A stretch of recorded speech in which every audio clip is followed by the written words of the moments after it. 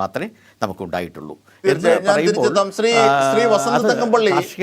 ഈ ബജറ്റിനെ രാഷ്ട്രീയമായി കാണുന്നതിനപ്പുറത്തേക്ക് ഇതിൻ്റെ സാധ്യതകൾ കാണേണ്ടതുണ്ട്. കാരണം ബജറ്റ് എപ്പോഴും അങ്ങനെ സംവദിക്കുന്നതാണ്. അതിന് തീർച്ചയായും അതിന് രാഷ്ട്രീയമുണ്ട്. ഓരോ രാഷ്ട്രീയവും അതർത്ഥത്തിൽ പ്രതിഫലിക്കുന്നുണ്ട് സാമ്പത്തിക വിഷയങ്ങളിൽ. അത് ലോകത്തിൻ്റെ കാര്യത്തിലും അതെ, ചരിത്രത്തിൻ്റെ കാര്യത്തിലും അതെ, ഇന്ത്യയുടെ കാര്യത്തിലും അതെ, സംസ്ഥാനത്തിൻ്റെ കാര്യത്തിലും അതെ. പക്ഷേ എന്നിരുന്നാൽ പോലും കക്ഷി രാഷ്ട്രീയ സങ്കുചിത ഭാവം വിട്ട് ഈ ഇടക്കാല ബജറ്റിൽ എന്ത് പ്രതീക്ഷയാണ് കോൺഗ്രസ് കാണുന്നത്? ശ്രീ അജിംഷാദ്, ഇതിൽ പൊളിറ്റിക്സ് അല്ലാതെ മറ്റൊന്നും കാണാൻ പറ്റില്ല. മാക്സിമം പോയാൽ സീതാരാമന്റെ കുറച്ച് പൊളിറ്റിക്സ് കൂടി കാണാം എന്നുള്ളതാണ് യാഥാർത്ഥ്യം. കാര്യം ഇതൊരു വോട്ട് ഓൺ അക്കൗണ്ടാണ്. അടുത്ത തെരഞ്ഞെടുപ്പ് കഴിഞ്ഞ് പുതിയ സർക്കാർ അധികാരത്തിൽ വരുന്നത് വരെ, അത് കഴിഞ്ഞൊരു 2 മാസത്തേക്ക് കൂടി എക്സ്റ്റെൻഡ് ചെയ്യാൻ പറ്റുന്ന ഒരു ബഡ്ജറ്റ്.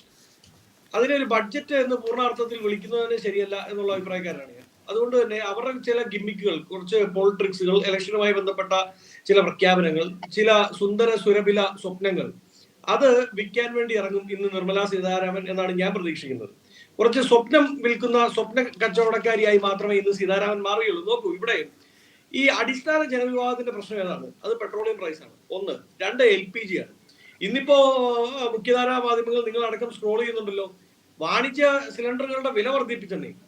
ഇപ്പോൾ ഈ റൈറ്റ് നൗ ഈ ബഡ്ജറ്റ് വരുന്നതിന് തൊട്ട് മുമ്പ് വാണിജ്യ സിലിണ്ടറുകളുടെ വില വർദ്ധിപ്പിച്ചു. ഈ അടുക്കളയിലെ സിലിണ്ടറിന്റെ വില വർദ്ധിപ്പിക്കാത്തത് ബഡ്ജറ്റ് ഒന്ന് പ്രഖ്യാപിച്ച് കഴിഞ്ഞോട്ടെ എന്ന് ഓർത്തിട്ടാവാം, അല്ലെങ്കിൽ ഇലക്ഷൻ ഒന്ന് കഴിഞ്ഞോട്ടെ, അതുവരെ ഒന്ന് പിടിച്ചു നിൽക്കണ്ടേ. ഇതാണ് ഇവരുടെ നാരീശക്തി. അപ്പൊ അവർ ചോദിക്കും, വാണിജ്യ സിലിണ്ടറുകളുടെ വില വർദ്ധിപ്പിക്കുന്നത് എങ്ങനെയാണ് നാരീശക്തിയെ ബാധിക്കുക? സാധാരണക്കാരൻ ഒരു ഓടിട്ട കടയിൽ പോലും ഇന്നത്തെ അവസ്ഥയിൽ ഹോട്ടൽ നടത്തുന്നവൻ, രാവിലെ 10 പൊറോട്ട അടിച്ചു കൊടുക്കുന്നവൻ വാണിജ്യ സിലിണ്ടർ തന്നെ മേടിക്കേണ്ട അവസ്ഥയാണ്. അവൻ എന്തെങ്കിലും അവിടെ വിറ്റ് ഉണ്ടാക്കിയാലാണ് വീട്ടിലേക്ക് അരി മേടിച്ചുകൊണ്ട് പോകാൻ പറ്റുക. എങ്കിലേ വീട്ടിലെ LPG, ഇവർ ഈ 915 കൊടുക്കുന്ന LPG പ്രവർത്തിപ്പിക്കണമെങ്കിൽ ഈ ഇപ്പുറത്തെ വാണിജ്യ സിലിണ്ടർ പ്രവർത്തിപ്പിക്കപ്പെടണം.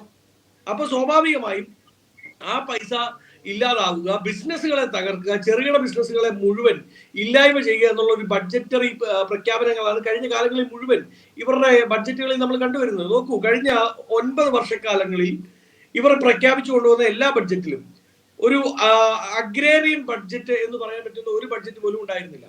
എല്ലാത്തിനെയും തകർത്ത് തരിപ്പണമാക്കുന്ന രീതിയിൽ അഗ്രികൾച്ചർ മേഖലയിലേക്കുള്ള നെല്ലിന്റെ താങ്ങുവിലയാവട്ടെ, ഗോതമ്പിന്റെ താങ്ങുവിലയാവട്ടെ, ഇനി കേരളത്തെ സംബന്ധിച്ച്, അല്ലെങ്കിൽ കേരളവും തമിഴ്നാടും സംബന്ധിച്ച് നോക്കുകയാണെങ്കിൽ തേങ്ങയുടെ താങ്ങുവിലയാവട്ടെ, അങ്ങനെ ഈ അഗ്രേറിയൻ പ്രൊഡക്ട്സിന്റെ താങ്ങുവിലകൾ എല്ലാ ഘട്ടങ്ങളിലും അവർ കുറച്ച് കൊണ്ടുവന്നിട്ടുണ്ട്. അന്നൊക്കെ പറഞ്ഞത് കർഷകൻ ഇതാ നോക്കൂ, ഞങ്ങൾ എന്ത് ചെയ്യുന്നു, ഇൻഷുറൻസ് കൊടുക്കുന്നു, അങ്ങനെ കുറെ.